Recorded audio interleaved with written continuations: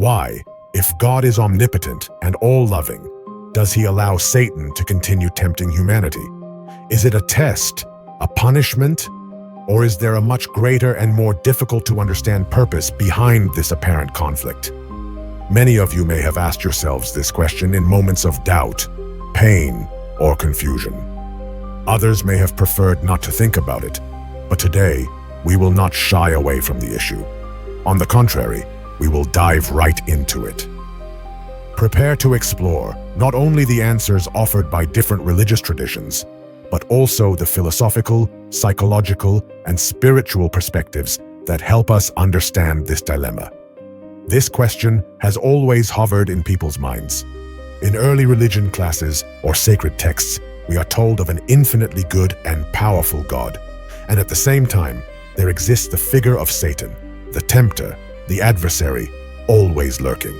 And one, with a curious mind, asks, but why? If God can do everything, why doesn't he put an end to this evil once and for all? Why does he keep allowing it? This is not a trivial question. It is not a child's matter. It is a question that has been at the center of the faith of millions of people for centuries. It has caused faith crises, led to apostasy, and at the same time, strengthened the conviction of others. It is the famous problem of evil, one of the greatest challenges for theology.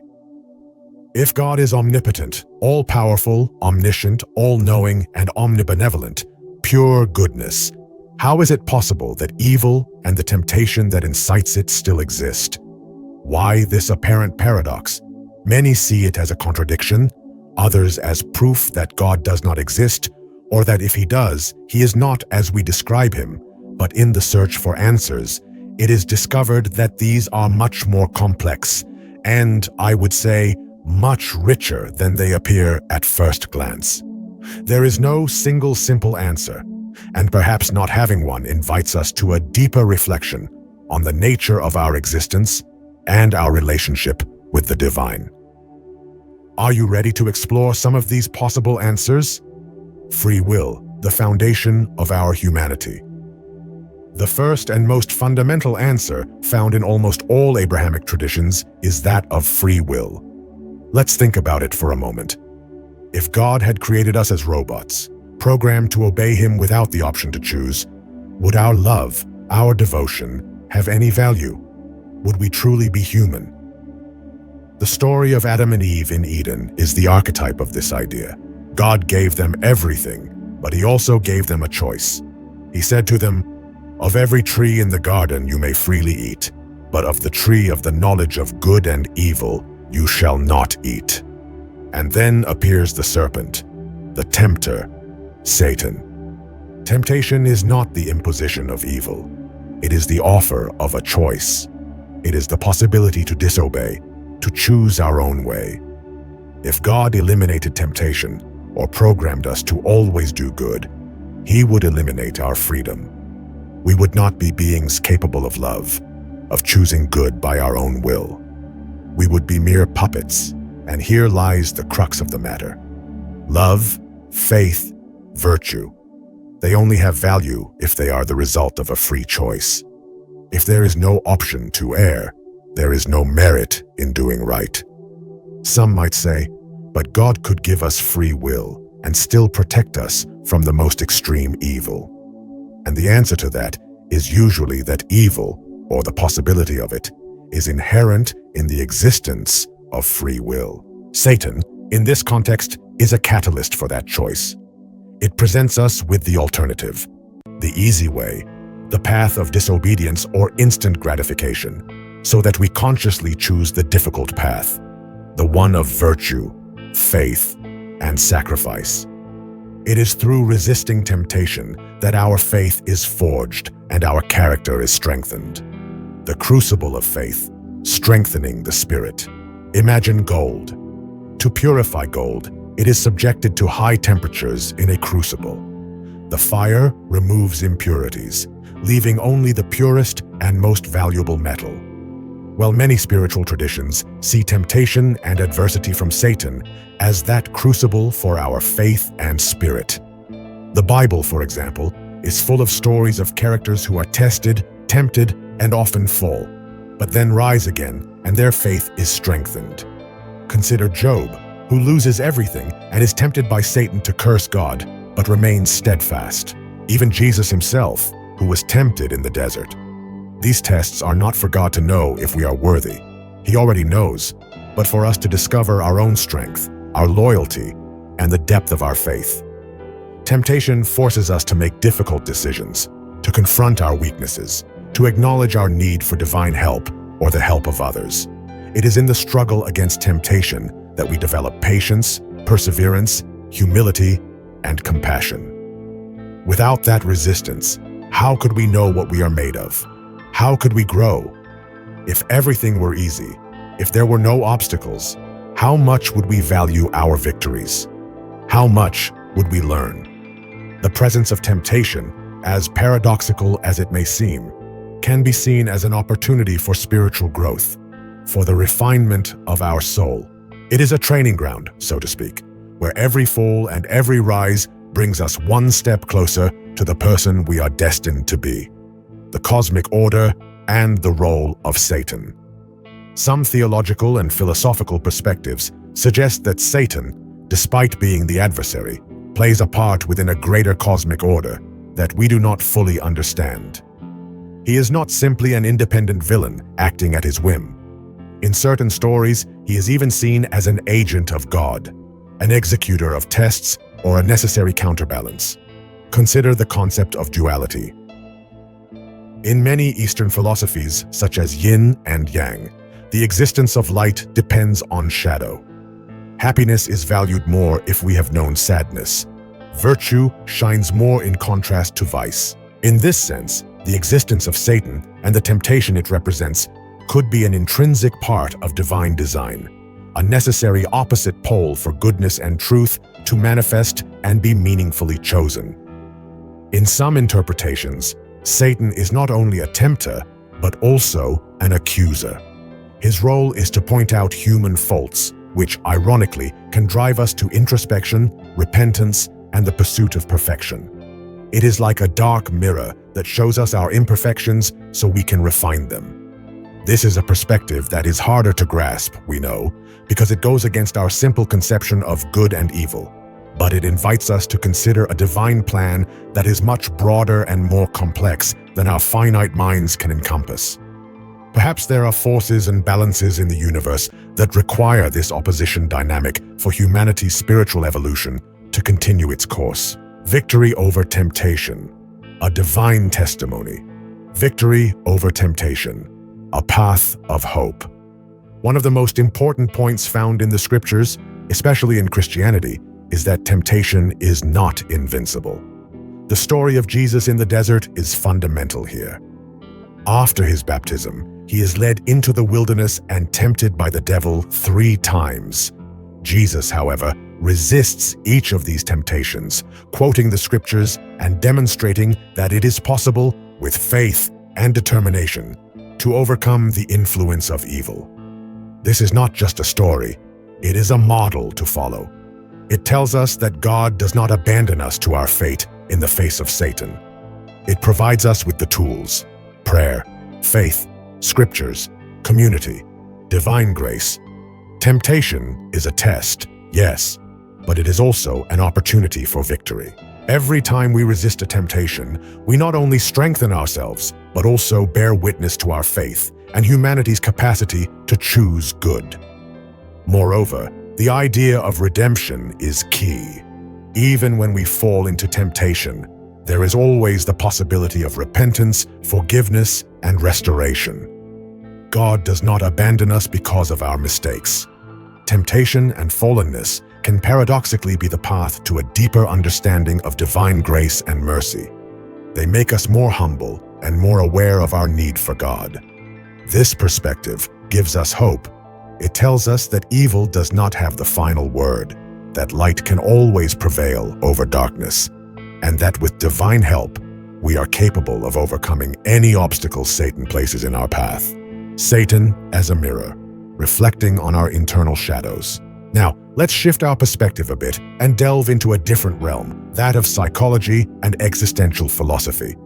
This is an idea that, at first, might seem a bit shocking, but it is very powerful. What if Satan not only was an entity that exists out there, independent of us, but also in part, a reflection or manifestation of our own internal shadows? Let me explain. The famous psychologist Carl Jung, for example, spoke of what he called the shadow archetype. What is this?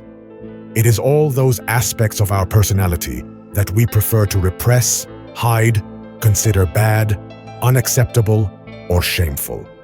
These are parts of ourselves that we don't like and that we often project outward. That is, we see them in others or in external forces, instead of recognizing them as our own. From this perspective, the temptation that Satan presents to us could actually be a wake-up call from those hidden desires, from those inclinations we carry inside, and that, in some way, we prefer to ignore or deny.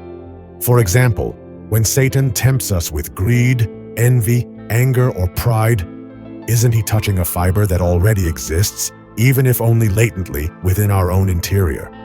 It's not that he creates a desire for nothingness, but that he ignites a spark that is already there. If we see it this way, the fight against Satan also becomes a deeply internal struggle.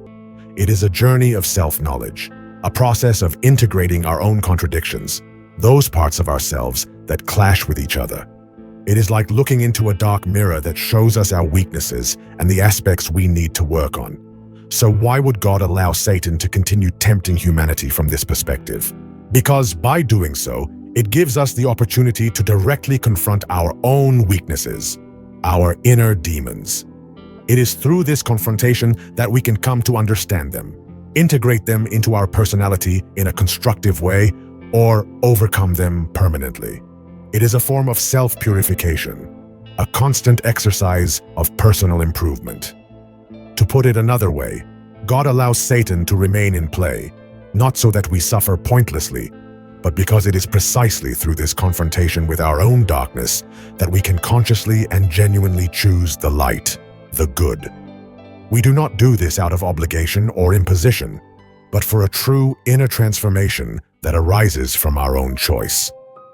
This is an immensely powerful vision, as it grants us enormous control and responsibility over our own decisions and the kind of person we choose to be. The promise of the end, the ultimate triumph of divine justice. Finally, and this is a key point that fills us with hope, in the vast majority of religious traditions, there is a firm promise. The reign of evil and temptation will have an end. Although God allows Satan to act now, and this is something that we sometimes find hard to understand, this situation is not forever. There is a clear and strong promise that one day, evil will be definitively defeated. Divine justice will prevail, and a new heaven and a new earth will be established, a place where there will be no suffering or temptation whatsoever.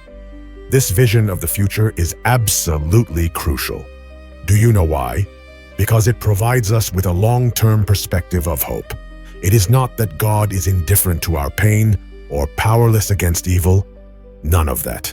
What is happening is that there is a much larger plan in motion, a final outcome in which God's goodness and love will triumph absolutely and without compromise. The existence of Satan and the temptations he presents are therefore temporary. They are part of a much broader process, a path toward the final redemption of all creation, toward a restored and perfect universe. Consider, for example, the Book of Revelation in Christianity. It describes in detail the final defeat of Satan and the establishment of God's kingdom, a kingdom of peace and justice. This is not just a distant prophecy or a symbolic story. For believers, it is an absolute guarantee.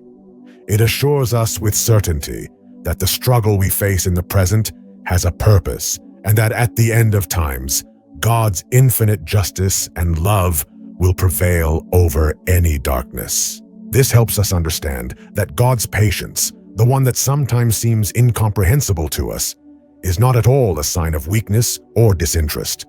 It is, in fact, a fundamental part of a divine strategy that operates on a timescale and level of understanding far beyond our limited human perspective. God not only allows evil temporarily, but in a mysterious and profound way, He will use it for a greater good. He will use it to reveal His glory in an even more impactful way and to show the infinite depth of His love and mercy at the end of times. In other words, evil, in some way, serves to make good shine with an even more powerful light. So after exploring these different facets of such a complex enigma, what can we take away from all this? The question of why God allows Satan to tempt humanity does not have a single easy answer, but rather a plurality of perspectives that, together, offer a richer and more nuanced view. Perhaps the key is not that God allows Satan out of whimsy, but that his existence, his role as a tempter, is intrinsically linked to the freedom granted to us. That freedom, that free will, is the greatest gift and the greatest responsibility we have. It is what makes us truly human, capable of loving, choosing, growing, and forging our own relationship with the divine. Satan's role, a catalyst for growth. In this sense, Satan is not just an enemy, but a catalyst for our evolution. He challenges us to exercise our freedom, to choose good, to love God and our neighbor of our own accord, not by imposition. Strengthen our faith through testing, to discover the true strength of our character and our dependence on divine grace. Understand the cosmic order, to accept that there is a greater plan, where even opposition has a role in the manifestation of light. Confront our shadows, to look inward and purify our own imperfections.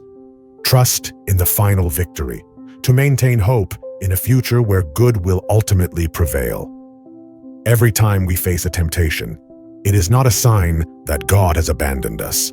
On the contrary, it is an invitation to choose, an opportunity to demonstrate what we are made of, to grow, and to draw closer to the essence of the divine. It is in these moments of crossroads that our soul has the chance to shine brighter, to choose light, truth, and love. The initial question, which seemed to be a problem for faith, becomes a profound invitation to action and personal reflection. It reminds us that we are beings with a purpose, capable of rising above our weaknesses and negative influences, and that ultimately, the choice is always ours. And so, we conclude this intense debate. Truly, it has been a pleasure to dive together into these deep waters. I sincerely hope that what we shared today has helped you see things from a different perspective, to ignite that spark of healthy doubt, or, at the very least, to reaffirm your own convictions.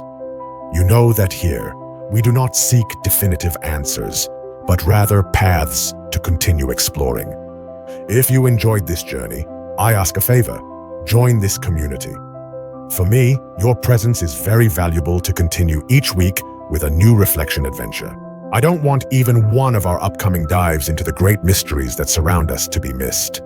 And of course, what do you all think about this very tricky topic? Is there any idea that has crossed your mind, or any personal experience you'd like to share? Leave your comments below.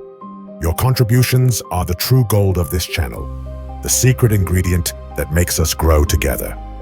Thank you from the bottom of my heart for your time, your attention, and your courage to venture into these gardens. Until next time, may curiosity never leave you, and may the truth always find you. See you in the next video.